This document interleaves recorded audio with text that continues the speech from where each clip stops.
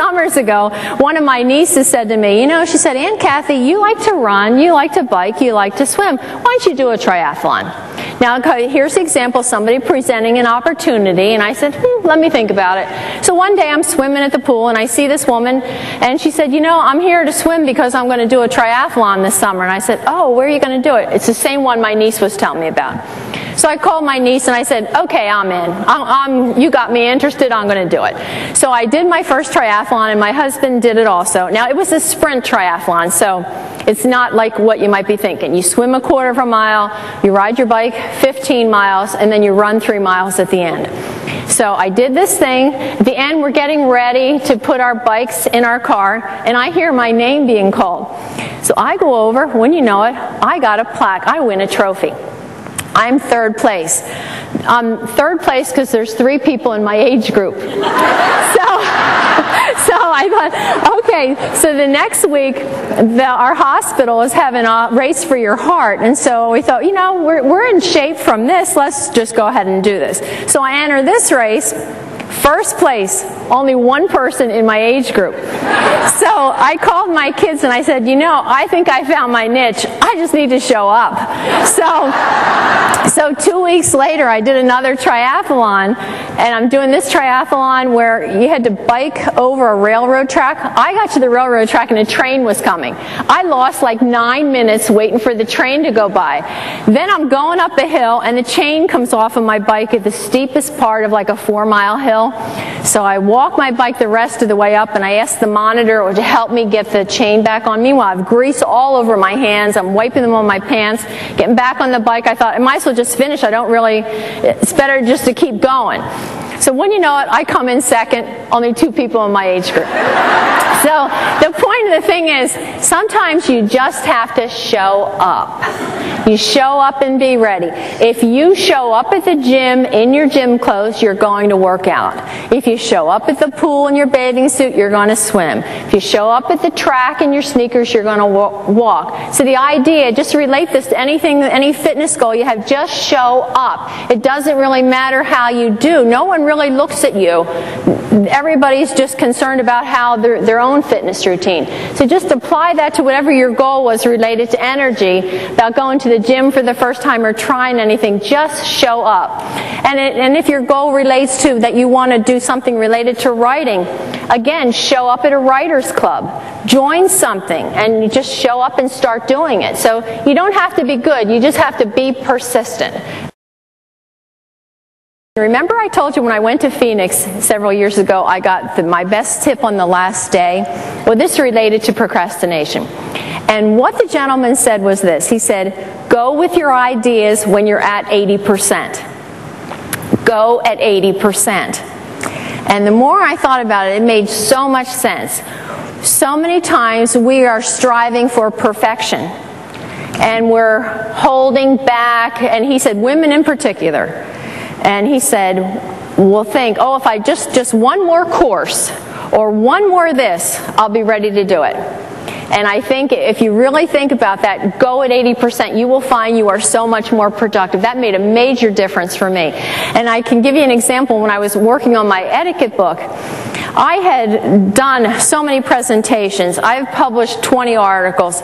I was really ready for this book. And then I got a little nervous, and I said to one of my friends, I said, Lynn, there's a course here on etiquette. I'm wondering if I should take it. And she looked at me and she said, Kathy, if I were your chief financial officer, I would never sign that check. You don't need it. Go with it now. And here I was. I was falling into that trap. Whatever, maybe there was something I didn't know, but I could go with it and learn it when I was writing it. So go with your idea at 80%. And I think that will really help you if you're procrastinating.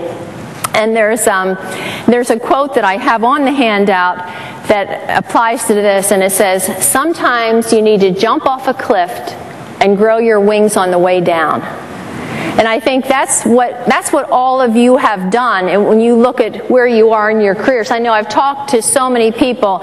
You started into something, you didn't have everything lined up 100%. You jumped off that cliff, you developed your wings, and you were able to do it. Years ago, when I graduated from college, I was going into the Army Nurse Corps. And at that time, the state board exam was 2 full days. So many of you probably remember that. It was 2 full days. And I remember thinking that I just want to get this done and never have to see this exam again. And since I was going into the Army, we said to our professors, so like I'm in Maryland, but I really live in Pennsylvania. Will I have to take the boards again? And they said, no, you'll be able to get reciprocity. So when I was taking the boards, I never liked maternity, and I never liked psych, and I never liked peds. I was pretty much a med-surg person right from the get-go. So as I was studying for those boards, I remember thinking, this is the last time I ever have to know the 3 phases of labor, what placenta previa is, what childhood appropriate activities, all these things that I didn't like. I thought, this is the last time. So I took the test and I passed. I went in the Army, and then later, about 5 years later, I got my first teaching job in New York State. So I applied for reciprocity to New York, and I was rejected. And the reason I was rejected was because the day that I took my boards in Baltimore, they had a cheating scandal in New York City. So if you took them the same day, you had to retake. So there I was, 6 years now after graduating, master's in med-surg, going for my first teaching job, and I'm back there going over the 3 phases of labor again, childhood appropriate tasks. And I thought, oh no, this is just terrible. I felt so stressed. It was truly the lowest point in my career that I had to take those tests again. And then I thought, what if I fail? I mean, I'm the new faculty member coming in, and what if, I don't pass? What would happen there? So, again, I had this no sense studying the med-surg part. I mean, I had my master's there, but I had to study the other 3. And as I walked out of that exam, I thought to myself, that was interesting, that med-surg part, a lot of that I only know from experience. I didn't learn that in school. And they were things in particular about diagnostic and lab testing. They were asking questions about preparing a patient for an IVP, or what you do after a barium enema, something about a blood sugar. And I thought, I know all that from my experience. I don't know that from an undergraduate. Then I thought, maybe this is my book idea. Because I looked when I started teaching, and I thought, where do we teach this? We didn't teach it anywhere. Opportunities are part of the puzzle of who we are. They help define us. And I can give you an example of a young woman named Nancy who was a nurse's aide. Now, I used to see Nancy in the morning on the unit where I would take my students. She would be coming off a night shift. I'd be coming in early in the morning. And Nancy would be stocking the supply cart. And she wasn't just like some nurses' aides that are just throwing everything in there. She was putting everything in there because she knew why it should go in there. And she would say to me, oh, so you want a patient with diabetes? Are you looking for this learning experience? She was like giving me a report about all the great patients for my students.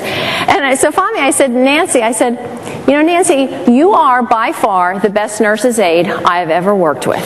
There's no one I've ever worked with better. And I think you should be a registered nurse. Have you ever considered going to college and getting your degree in nursing? Well, she had never considered it. But then the next year she enrolled in our program. 4 years later, had her BSN. So sometimes you just need somebody to say, have you ever thought of this? So many times people will say, why did you go into nursing? Well, because my doctor said, you have a nice way of taking care of people, or something gets somebody into that. So accept opportunities. When I was in the Army Nurse Corps, at one point, I had just been promoted to captain. I was 25 years old, and I was promoted as the patient care coordinator or head nurse of the cardiology unit. So our chief nurse of the hospital said, for this coming year, we're going to have our in-services all given by the head nurses of the unit. So anyone in that position, you will be scheduled a month, and you need to give a presentation hospital-wide. Well, I was 25 years old. I no way would I ever have volunteered for that, but I had to do it because of the position.